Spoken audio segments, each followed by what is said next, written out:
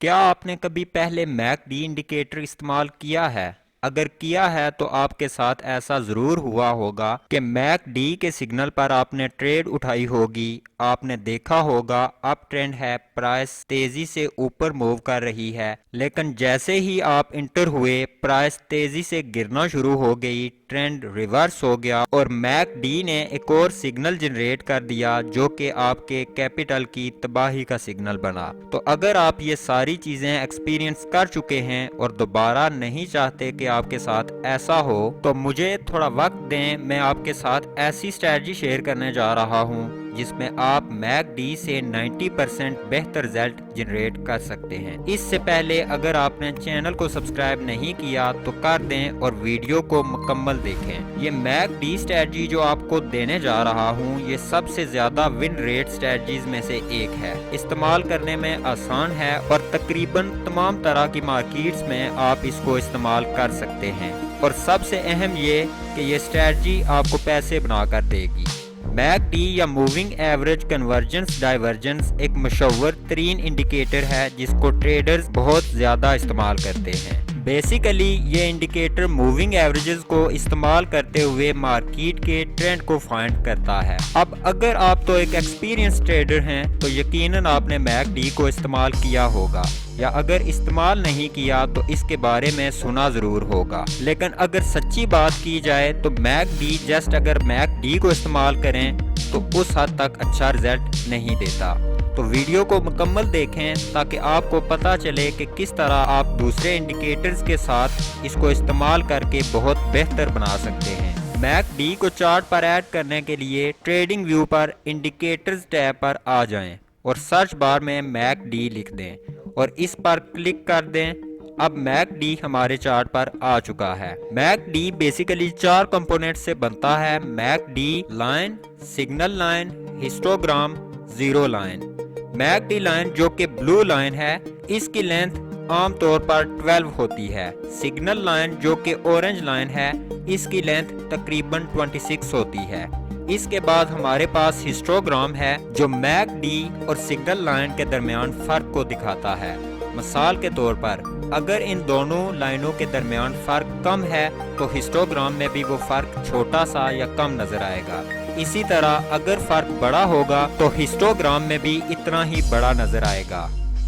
आप यहाँ पर यह भी देख सकते हैं कि एक दफ़ा जब मैकडी लाइन ने सिग्नल की लाइन को ऊपर की जानिब क्रॉस किया तो हिस्टोग्राम रेड से ग्रीन हो गया, और जब मैकडी की लाइन ने सिग्नल की लाइन को नीचे की जानिब क्रॉस किया तो हिस्टोग्राम ग्रीन से रेड हो गया। और आखिर में हमारे पास आती है जीरो लाइन जो कि मैकडी इंडिकेटर के सेंटर को रिप्रेजेंट करती है। मैकडी इंडिकेटर मार्केट में ट्रेंड को तलाश करने के लिए एक बहुत ही अच्छा इंडिकेटर है। तो आपने ट्रेंड को तलाश करने के लिए मैकडी लाइन और सिग्नल की लाइन को देखना है। मिसाल के तौर पर यहाँ पर आप देख सकते हैं कि मैकडी ने सिग्नल लाइन को ऊपर की जानिब क्रॉस किया तो ये इंडिकेट करता है कि हम एक अप ट्रेंड में हैं, और यहाँ पर मैकडी ने सिग्नल की लाइन को नीचे की जानिब क्रॉस किया तो ये इंडिकेट करता है कि हम एक डाउन ट्रेंड में हैं। असल में इस वक्त मार्केट में कितना मोमेंटम है ये देखने के लिए आप हिस्टोग्राम को भी इस्तेमाल कर सकते हैं। तो अगर हिस्टोग्राम आहिस्ता आहिस्ता बढ़ रहा है तो इसका मतलब है कि मोमेंटम इंक्रीज हो रहा है। अगर हिस्टोग्राम छोटा होता जा रहा है तो इसका मतलब है मोमेंटम डिक्रीज हो रहा है, यानी कम हो रहा है। तो अब आपने इस इंडिकेटर को किस तरह इस्तेमाल करना है इस चीज को रिपीट करके बेशक सुने, लेकिन गौर से समझें कि सिग्नल तब उठाना है जब मैकडी की लाइन सिग्नल की लाइन को ऊपर की जानिब क्रॉस करे और ये क्रॉस ओवर जीरो लाइन से नीचे हो। अगर इन दोनों में क्रॉस ओवर हो और वो क्रॉस ओवर जीरो लाइन से ऊपर हो तो आपने एंट्री नहीं लेनी। शॉर्ट करते हुए भी बिल्कुल सेम तरीका है। आपने सिर्फ तब ही इंटर होना है जब क्रॉस ओवर नीचे की जानिब हो और क्रॉस ओवर जीरो लाइन से ऊपर हो। मैकडी इंडिकेटर इंतहाई बेहतर तौर पर उस वक्त काम करता है जब मार्केट अप या डाउन ट्रेंड में हो। मिसाल के तौर पर यहाँ पर मैकडी इंडिकेटर बहुत बेहतर काम कर रहा है और बता रहा है कि कब प्राइस ऊपर की तरफ मूव कर सकती है, क्योंकि चार्ट में हमें एक अप ट्रेंड नजर आ रहा है। लेकिन यहाँ पर प्राइस एक डाउन ट्रेंड में है, लेकिन मैकडी अभी भी बाय के सिग्नल दे रहा है और प्राइस मुसलसल नीचे गिरती ही जा रही है। तो इस मसले को हल करने के लिए मिसाल के तौर पर अगर हम बाय करना चाहते हैं तो हमें सिर्फ उस वक्त बाय करना चाहिए जब मार्केट एक अप ट्रेंड में हो। ट्रेंड के अगेंस्ट कभी भी नहीं जाना चाहिए। तो एक आसान रास्ता जिससे आपको पता चल सकता है कि मार्केट अप ट्रेंड में है वो है मूविंग एवरेज। आपने 200 एक्सपोनेंशियल मूविंग एवरेज अपने चार्ट पर ऐड कर लेना है। एक दफ़ा जब आप EMA चार्ट पर ऐड कर लेंगे तो आपको चार्ट पर सिर्फ एक सिंगल लाइन नज़र आएगी। अगर प्राइस इस लाइन से ऊपर है तो मार्केट एक अप ट्रेंड में है। इसी तरह अगर प्राइस इस लाइन से नीचे है तो मार्केट एक डाउन ट्रेंड में है। तो अब इन दोनों इंडिकेटर्स को एक साथ इस्तेमाल करते हैं। हम उस वक्त बाय करेंगे जब मैकडी की लाइन सिग्नल की लाइन को ऊपर की जानिब क्रॉस करेगी और क्रॉस ओवर जीरो लाइन से नीचे होगा और इसके साथ साथ करंट मार्केट प्राइस 200 EMA से ऊपर होगा। इस तरह अगर आप शॉर्ट करना चाहें तो इसके ऑपोजिट मेथड अपना लें।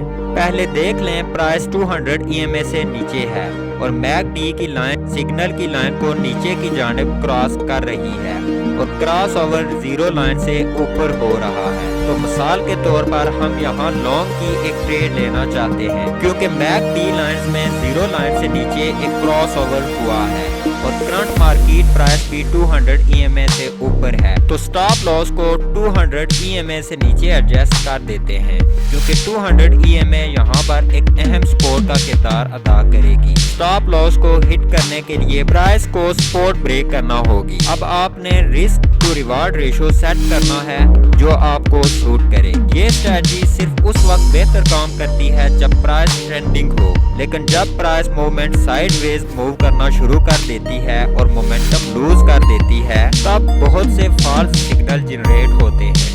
यहाँ पर आप देख सकते हैं प्राइस साइडवेज मूव कर रही है, मोमेंटम भी कम हो चुका है और मैकडी काफी फॉल्स सिग्नल दे रहा है।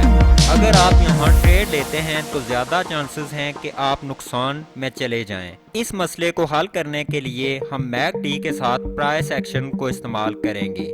इसके लिए आपने की सपोर्ट लेवल तलाश करना है जिसको प्राइस टेस्ट करने के बाद बाउंस बैक करती है। जैसा कि यहाँ पर आप देख सकते हैं प्राइस नीचे गिरी, सपोर्ट को टेस्ट किया और वापस पलट गई। अगला स्टेप ये है कि वेट करें कि प्राइस इस लेवल पर दोबारा आए।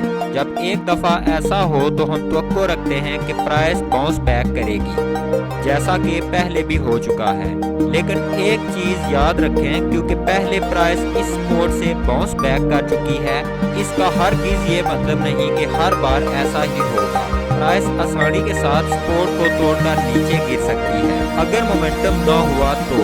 अब यहाँ मोमेंटम चेक करने के लिए हम मैकडी का इस्तेमाल करेंगे। तो सबसे पहले आपने देख लेना है कि प्राइस 200 EMA से ऊपर है। एक दफ़ा जब प्राइस सपोर्ट लेवल को टेस्ट करे तो वेट करें और देखें कि क्या जीरो लाइन से नीचे मैकडी में कोई क्रॉस ओवर होता है। अगर ऐसा होता है तो फिर इंटर हो जाना है। अगर कोई सवाल हो तो कमेंट कर दें, वीडियो अच्छी लगे तो लाइक कर दें और चैनल को सब्सक्राइब कर दें। नेक्स्ट टाइम तक अल्लाह हाफिज़।